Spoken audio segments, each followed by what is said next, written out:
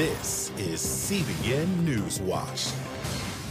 And thanks for joining us for CBN NewsWatch. I'm Heather Sells. A sobering milestone today. The U.S. is expected to hit the 500,000 mark of lives lost to COVID-19 by the end of this evening. And that is nearly the population of the city of Atlanta.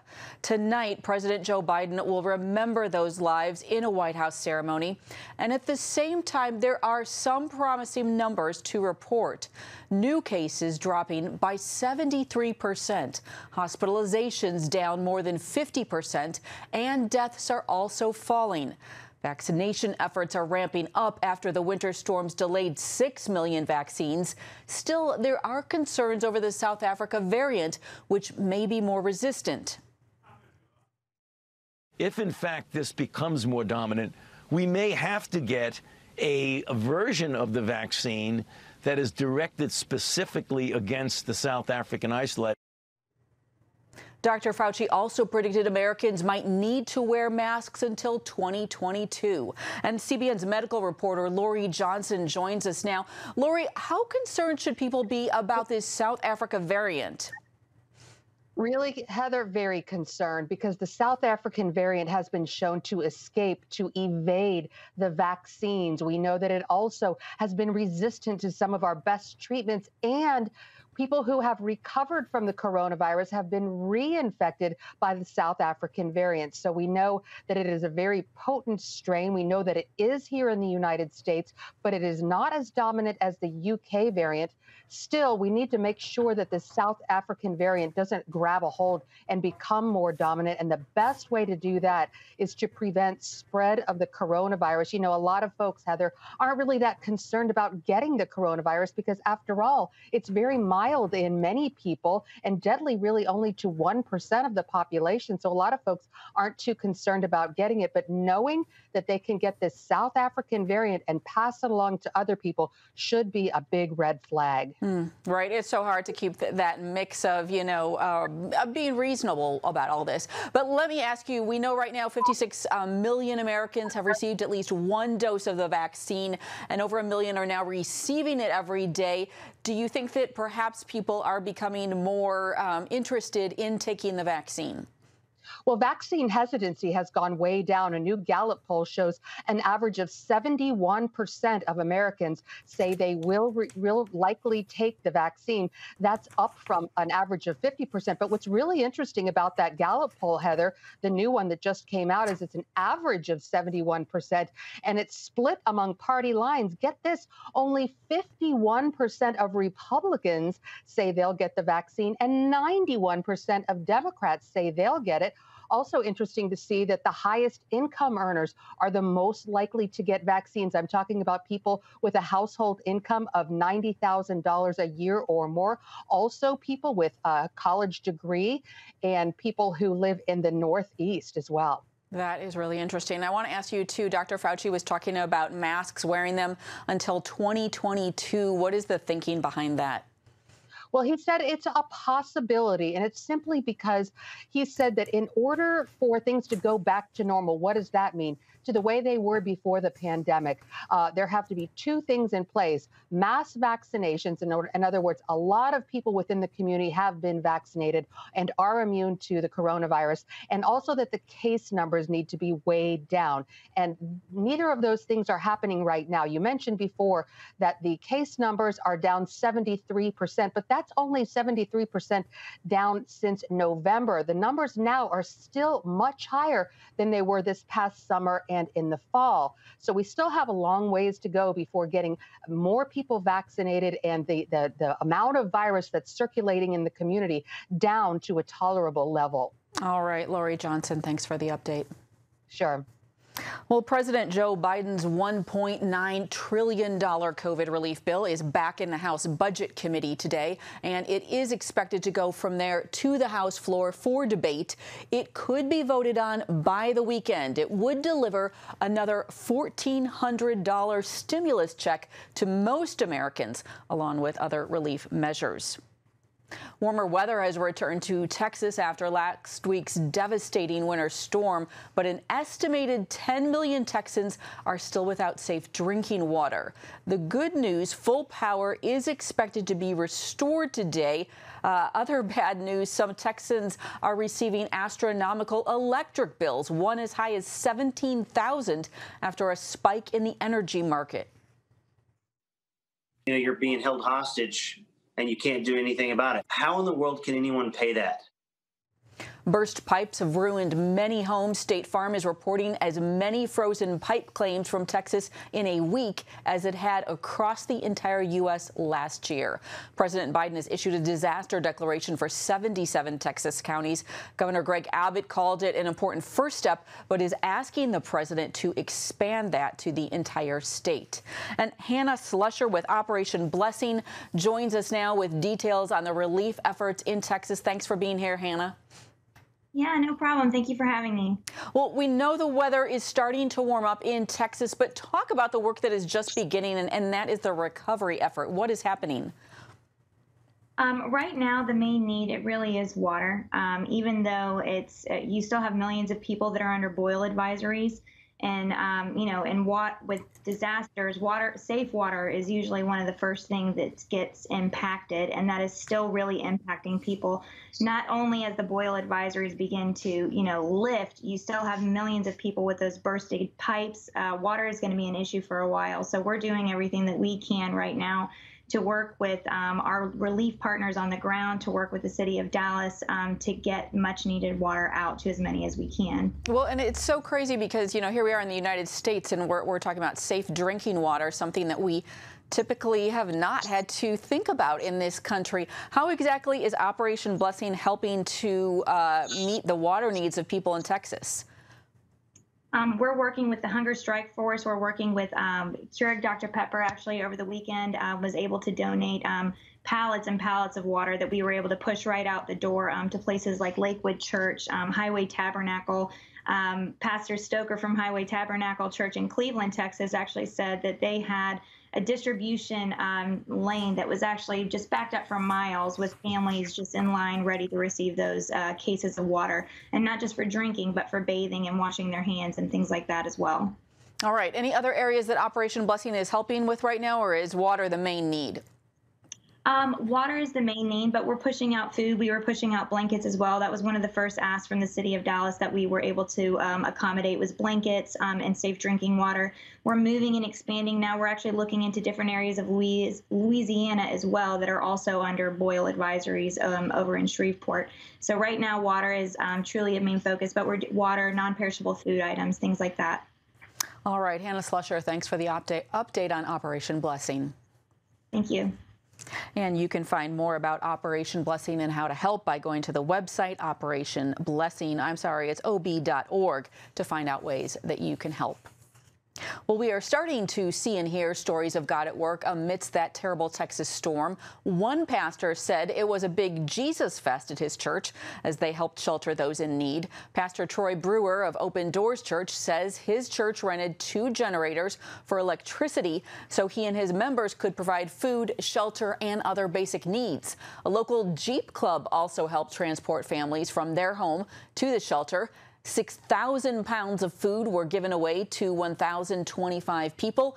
Doctors and nurses helped people with immediate medical needs, and there were many salvations and healings. Brewer said they saw the power of God throughout the week.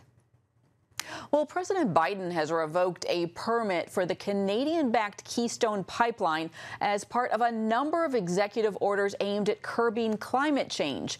That is straining the U.S. relationship with Canada, and it is deeply concerning to thousands of oil industry workers who may lose their jobs. CBN contributor Chuck Holton reports.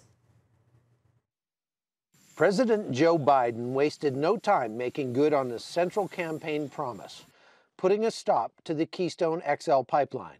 And Republican lawmakers are fuming. It's not just bad for America and Americans, it's bad for the world. Our neighbors to the north and the south depend upon these pipelines. Part of our contractual agreement is a completion of Keystone XL. According to Representative Clay Higgins, if the opposition cares about environmental impact, pipelines are not the right target. The safest, most efficient, most ecologically sound means by which to transport energy product is by pipeline.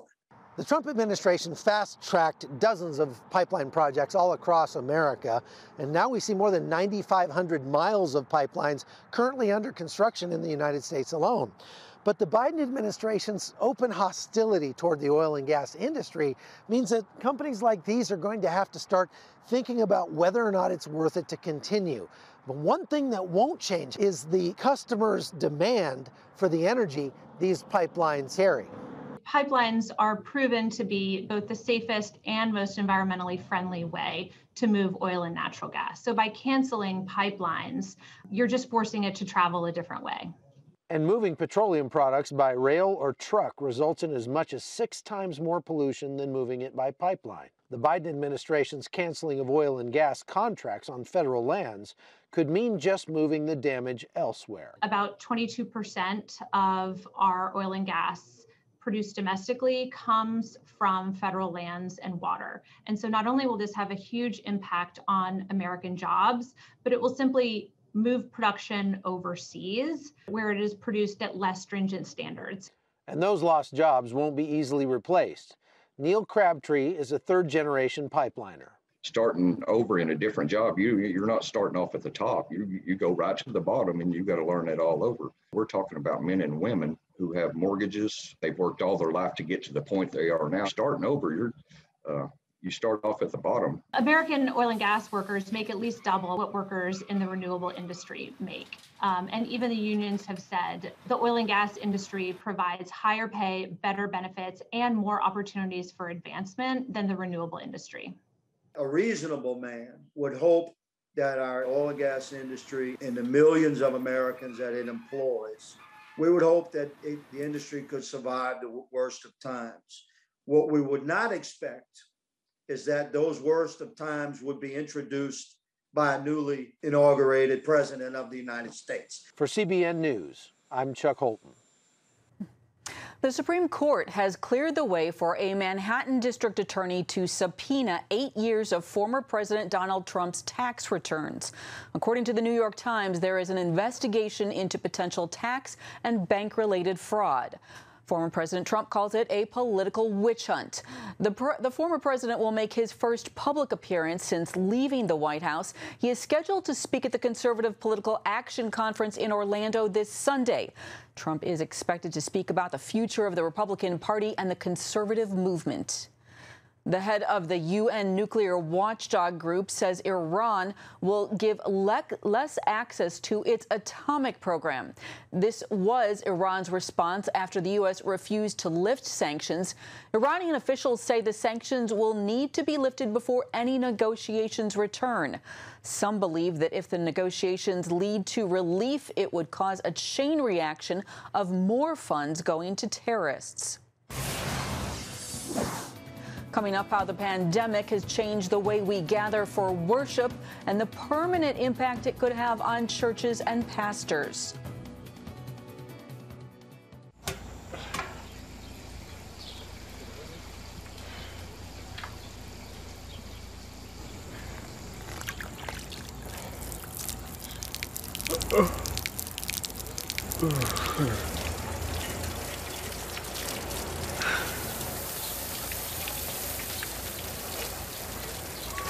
Life is better with a good night's sleep. Get your free DVD or booklet of Protect Your Sleep as the world watches from the outside. It's a big diplomatic tug of war here in the Middle East. Go inside the story with Jerusalem Dateline. Israeli archaeologists are talking about a discovery that could change the thinking about the Temple Mount. Join CBN Jerusalem Bureau Chief Chris Mitchell and get the biblical perspective on the events shaping the world. What starts in Israel then ends up going to other places. Watch Jerusalem Dateline Friday night at 9:30 on the CBN News Channel. Life. It's meant to be lived fully. Jesus said it. I came to give you life. Life to the fullest.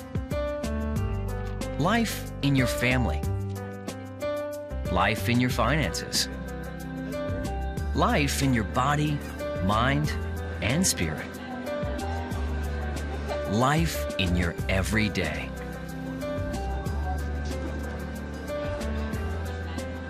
At CBN.com, we're taking what Jesus said seriously. We're here to help you discover life. Life. Live it fully. CBN.com.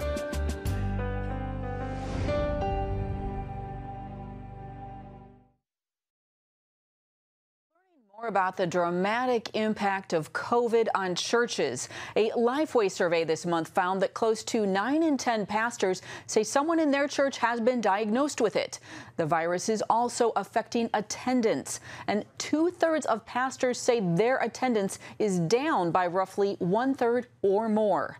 Dr. Tom Rainer is the former CEO at Lifeway and currently serves as the CEO at Church Answers. He recently wrote The Post-Quarantine Church. And Dr. Rainer, thank you so much for joining us. Thank you. Good to be here. I want to ask you, you believe that even post-pandemic, we will not see church attendance return to pre-pandemic levels. Should this be a cause for alarm, or are people merely shifting how they do church? On the one hand, I do think it should be a cause for alarm, because when you look at the number of churches that we have across the United States, about 8,000 typically close in a year. During 2021, we're estimating that 15,000 will be closing. So on the one hand, we have all of these churches that are closing. On the other hand, we're anticipating that even though attendance is down about 50% right now, that is the median number that we have, there could be as many as 20% of church members who never return or will not return for the long term. So how should churches view these members who aren't returning and their facilities if we continue to see attendance go down? Well, certainly the digital world is going to come into play, and there will be a number of churches that will have more and more of emphasis on digital or streaming services. And on the one hand, that is good. On the other hand, the gathered church will continue to struggle, and it may struggle for the next 2 or 3 or more years. What that means in many ways is that we will have facilities that are really too large and facilities that are too costly for current churches. And so churches are going to have to look at a number of things, at least over these next few years, in order to make certain that they are in the right range of downsizing to accommodate this lack of growth or decline. But on the other hand, there is a significant move that has taken place that I would give great optimism to. And that move is very simply this. There are churches that are seeing this time as a blank slate, an opportunity for God to do something incredible. In many ways, they have come from Egypt, and now they're in the wilderness, and they're wondering what the promised land is like.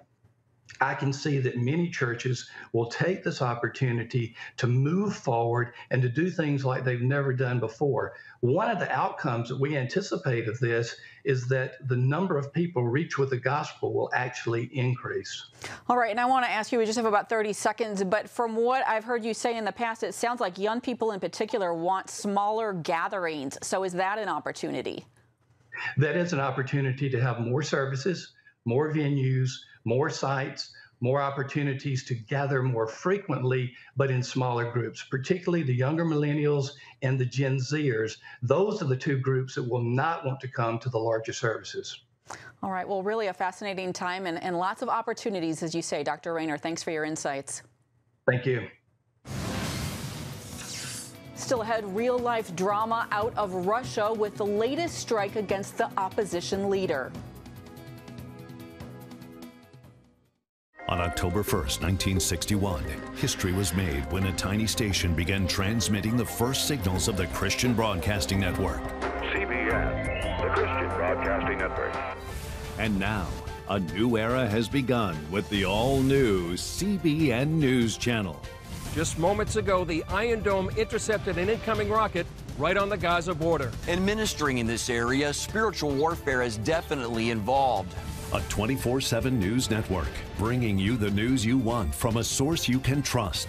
In Kenya, 40% of the medical services are actually provided by these Christian hospitals. Let's talk about the economy. Believers here are joining together to win people to Jesus Christ. All your favorite shows now in one place. Go to CBNNewsChannel.com to find out how to get the CBN News Channel on your TV all day, every day. CBN News.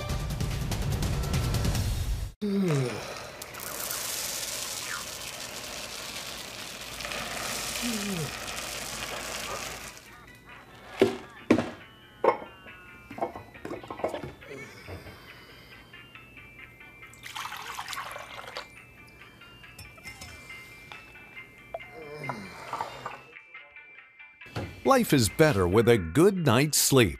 Get your free DVD or booklet of Protect Your Sleep today. Life. It's meant to be lived fully. Jesus said it. I came to give you life. Life to the fullest. Life in your family. Life in your finances. Life in your body, mind, and spirit. Life in your everyday. At CBN.com, we're taking what Jesus said seriously. We're here to help you discover life. Life. Live it fully. CBN.com. The European Union will place new sanctions on Russia over the jailing of opposition leader Alexei Navalny. Foreign ministers meeting in Brussels today said they will freeze the assets and impose travel bans on Russian officials involved in Navalny's case and his arrest. Over the weekend, a Russian court rejected Navalny's appeal against his prison sentence. He is accused of violating the terms of his probation while he was healing in Germany from a near-fatal nerve agent attack that he blames on the Kremlin. He is a fierce critic of Russia's President Vladimir Putin, and his arrest has drawn nationwide protests. CBN senior international correspondent George Thomas joins me now for more on Navalny's case. George, such a fascinating story, and he's been known as an atheist, but he apparently made some remarks about God during his court appearance. Do you think perhaps he is moving in the direction of God? Not quite sure.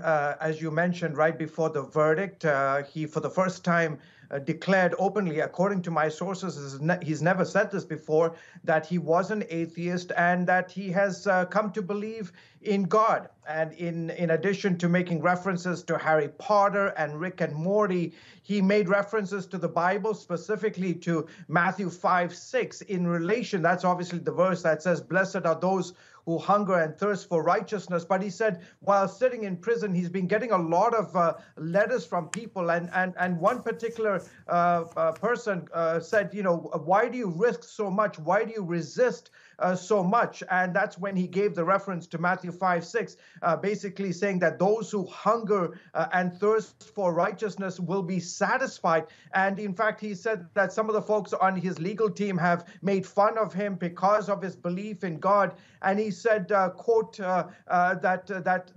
this makes my life easier because there is a book that says what needs to be done, and I try to follow it. So it's very interesting comments. Keep in mind, Russia is overwhelmingly Orthodox Russian, and those who believe in Christianity, specifically the evangelical stream of Christianity, are often viewed as cultish, belonging to a cult. And those that I've spoken to in Moscow today in regards to Navalny's comments say his comments were clearly very much in the line of those who follow the evangelical brand of Christianity as opposed to Russian Orthodoxy. Well, fascinating. And we know he's under so much pressure.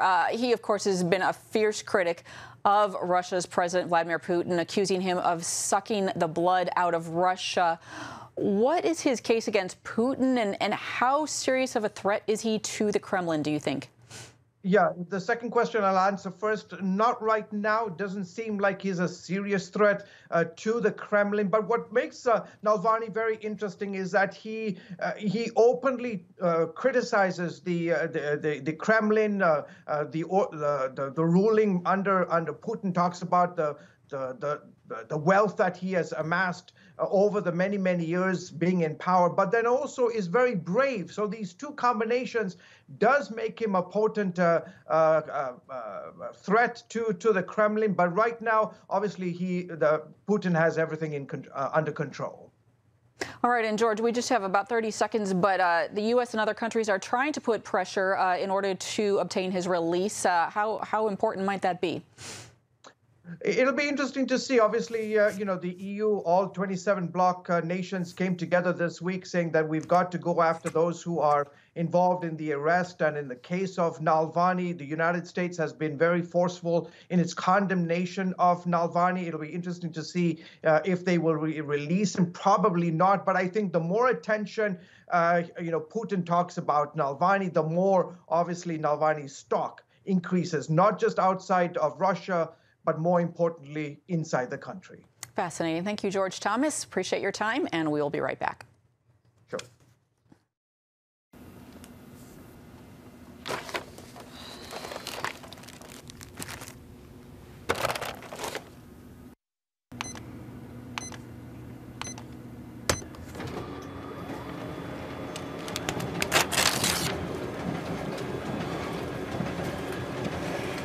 Life is better with a good night's sleep. Get your free DVD or booklet of Protect Your Sleep today. I'm Ephraim Graham, and this is Studio 5. Cruise with me as I discover the good things happening in the world of music, sports, television, and movies. The fact that Ryan Coogler was going to be directing the film, I knew that something special was going to happen. We'll chat with artists at the forefront of entertainment and explore the connection between popular culture and faith. I asked my pastor, I said, well, does that mean I'm supposed to be a preacher? He says, well, no, you already have a pulpit. Watch Studio 5, Wednesday night at 9:30. Remember for a moment what it was like to be a child. You believed every story you were told. You saw a world full of endless possibilities. What stories will the world's orphaned and at-risk children believe? We believe the Bible tells the only story truly worth believing.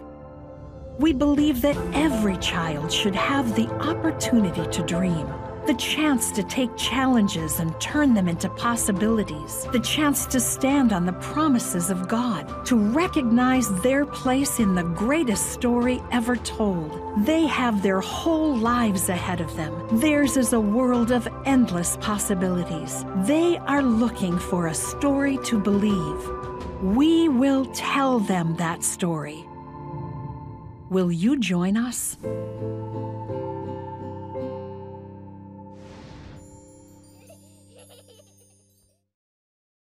Worship leader Sean Foyt brought revival to Alabama this weekend as thousands gathered to worship the Lord and seek spiritual healing.